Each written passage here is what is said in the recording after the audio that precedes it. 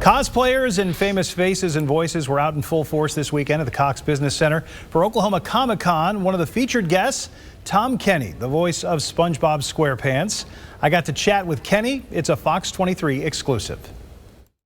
What does SpongeBob think of being in Tulsa? Oh man, SpongeBob loves being in Tulsa. Now, the first thing I did after, being hours and hours, like not getting in until the following morning, I went right to Cane's. It's hallowed ground for me. I'm a Western swing nut. I'm a Bob Wills fanatic, and that was hallowed ground. So I had to kiss the sidewalk in front of Cane's ballroom and look at all the stars of Bob Wills and his guys, Eldon Shamblin and Luke Wills, all those guys, Tommy Duncan, and that's a great contribution that Tulsa has made to the world.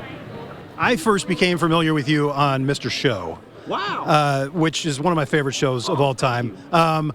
You did the comedy shows in the 90s, and that kind of springboarded you into the voice work with SpongeBob. And how did that all come about?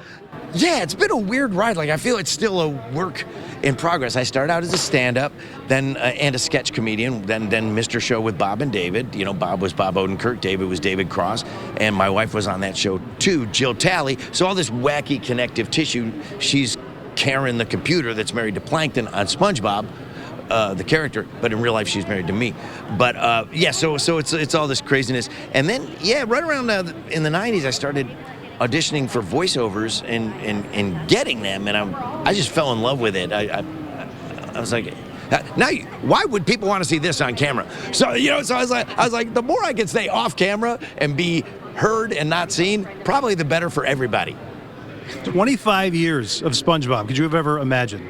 No, I mean, it was just we knew it was a great show, a great little 7-minute short, I should say.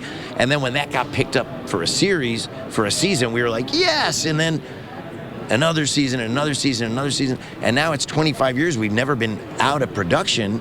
Currently the #1 movie on Netflix right now, streaming, sorry, Tom Cruise, Jack Reacher, pow.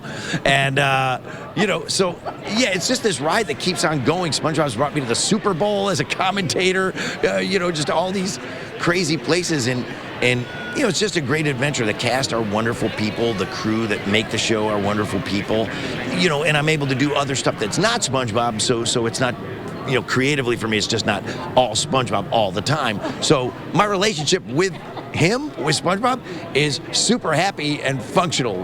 We share a brain. We love each other. The creator of SpongeBob, who, unfortunately passed away a few years ago, is from Oklahoma. Yeah, Hillenburg was just this genius guy, just SpongeBob flew full-blown out of his head. He had everything ready to roll when he pitched it to Nickelodeon, and changed my life, changed a lot of lives. But I don't know what my life would be like without SpongeBob.